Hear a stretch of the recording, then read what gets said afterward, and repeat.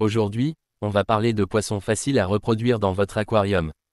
Que vous soyez un aquariophile débutant ou un passionné expérimenté, il existe plusieurs espèces qui se reproduisent facilement en captivité. Commençons par l'Apistogramma cacatuoide, un cyclidé nain particulièrement populaire dans le monde de l'aquariophilie. Ce petit poisson ne mesure généralement que 6 à 8 cm à l'âge adulte, ce qui le rend idéal pour les aquariums de petite taille.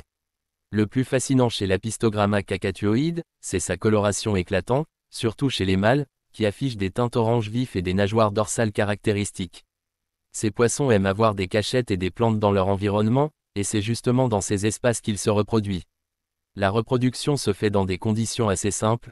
Une fois que vous avez un mâle et une femelle en bonne santé, il vous suffit de leur fournir un substrat comme des pierres ou des racines où la femelle pourra pondre ses œufs. Le mâle veille sur le territoire, tandis que la femelle prend soin des œufs, et vous aurez bientôt des alevins à observer. La température idéale pour favoriser la reproduction est autour de 26 degrés Celsius, et il est recommandé de maintenir un pH légèrement acide, autour de 6 à 7. De plus, l'Apistogramma cacatuoide est relativement robuste et peut facilement se reproduire même dans un aquarium communautaire.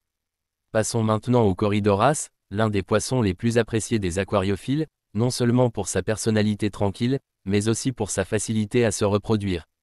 Les Corydoras sont des poissons de fond qui mesurent environ 5 à 7 cm à l'âge adulte et sont très actifs dans la recherche de nourriture au fond de l'aquarium.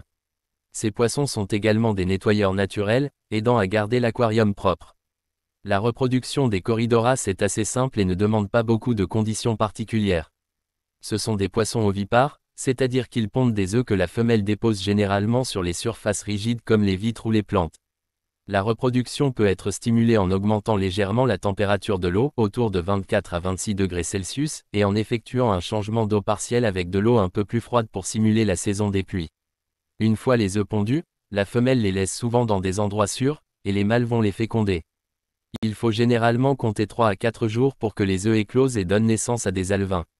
Ces derniers, bien qu'ils soient petits, sont faciles à nourrir avec de la nourriture pour alevins. Les Corydoras sont réputés pour être une espèce résistante, ce qui en fait une option idéale pour les aquariophiles novices.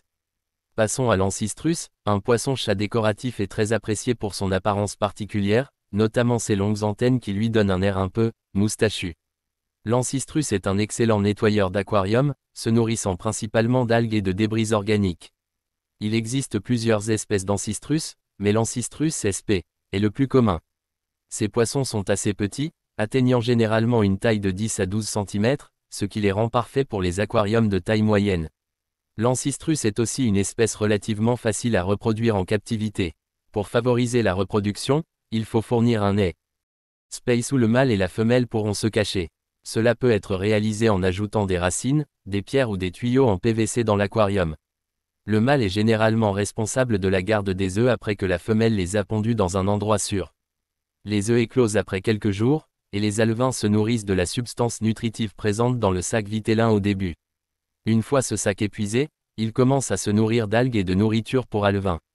L'Ancistrus préfère une température d'eau autour de 25 à 28 degrés Celsius et un pH neutre à légèrement acide, ce qui facilite sa reproduction.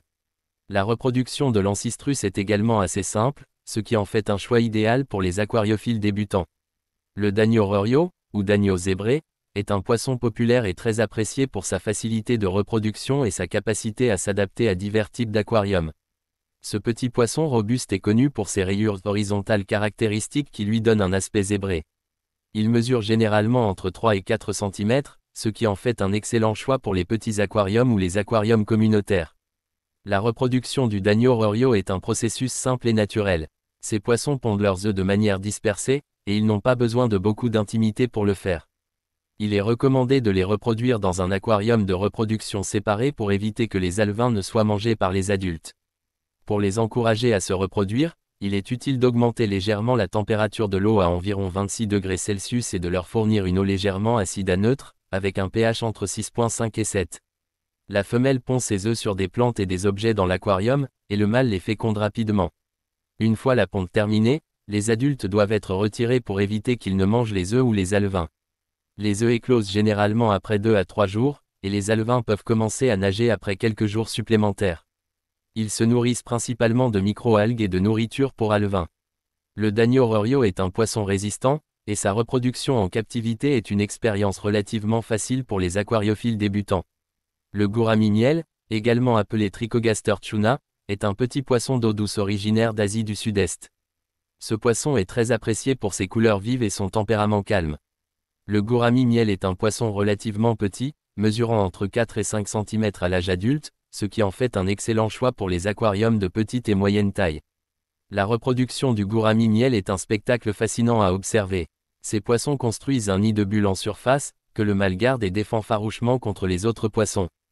Pour les encourager à se reproduire, il est important de maintenir la température de l'eau autour de 26 à 28 degrés Celsius et de maintenir un pH légèrement acide à neutre. Le mâle courtise la femelle en nageant autour d'elle et en lui montrant le nid de bulles. Une fois que la femelle est prête, elle dépose ses œufs dans le nid de bulles, et le mâle les féconde immédiatement. Après la reproduction, le mâle prend soin du nid de bulles et des œufs, qu'il garde sous sa protection jusqu'à l'éclosion des alevins, environ 24 à 36 heures plus tard. Les alevins commencent à nager librement après quelques jours, et vous pouvez les nourrir avec de la nourriture pour alevins. La reproduction du gourami miel est relativement facile et peut être réalisée dans un aquarium communautaire, mais il est préférable de les séparer pour éviter tout stress ou interférence avec les autres poissons. Le Killicaplope, également connu sous le nom de Aphiosémion austral, est un poisson coloré et dynamique originaire d'Afrique de l'Ouest. Ce poisson est apprécié pour ses couleurs vives et sa taille modeste, atteignant environ 5 à 6 cm à l'âge adulte.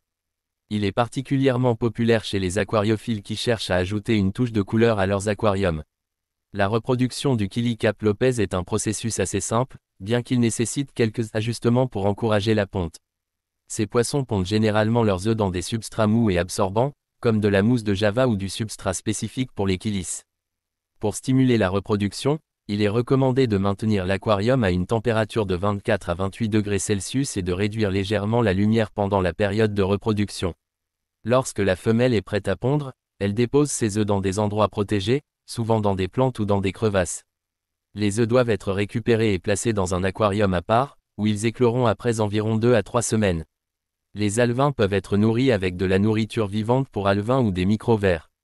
Le Killicaplope est un poisson robuste qui s'adapte bien à différents types d'aquariums, mais la reproduction en aquarium demande un peu de patience, car les œufs nécessitent des conditions spécifiques pour éclore avec succès. Les guppies sont des poissons parmi les plus populaires dans l'aquariophilie, notamment pour leur facilité de reproduction. Ce poisson vif et coloré est très résistant et s'adapte bien aux conditions d'aquarium. Pour réussir la reproduction des guppies, il est préférable de maintenir un groupe de mâles et de femelles dans un aquarium spacieux et bien planté. La température idéale pour la reproduction se situe autour de 25 à 28 degrés Celsius, avec un pH neutre ou légèrement alcalin. Une fois que les femelles sont gravides, elles accouchent généralement de 20 à 50 alevins à la fois. Les alevins sont autonomes dès la naissance et peuvent être nourris avec de la nourriture en poudre ou de la microalgue.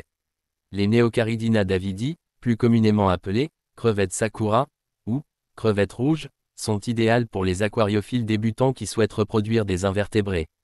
Ces petites crevettes d'eau douce ne demandent pas de soins particuliers pour se reproduire. Elles prospèrent dans des aquariums de 20 à 30 litres, avec une eau légèrement acide à neutre et une température de 22 à 28 degrés C.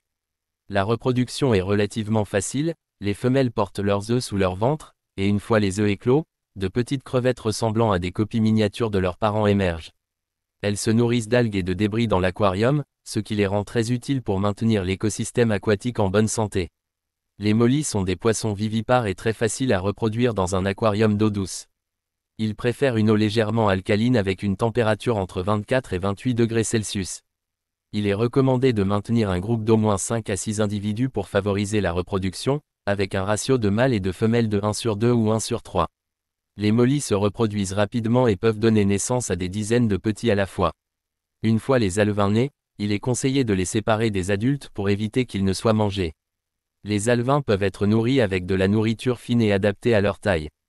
Ces poissons sont aussi connus pour leur comportement pacifique et leur capacité à s'adapter à divers types d'eau. Le guppy handler est une variante du guppy classique, mais avec des couleurs encore plus éclatantes et une taille plus petite. Comme pour les guppies, la reproduction du guppy handler est relativement simple et rapide. Pour favoriser la reproduction, un aquarium bien planté, avec une température de 24 à 28 degrés Celsius, est idéal. Les guppy handlers, comme les guppies classiques, sont vivipares, ce qui signifie que les femelles donnent naissance à des alevins déjà formés.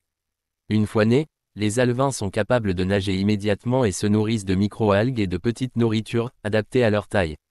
Étant des poissons vivants et actifs, les guppy handlers peuvent s'adapter à une grande variété de conditions, ce qui les rend faciles à maintenir dans un aquarium communautaire. Alors, n'hésitez pas à vous abonner et à demain.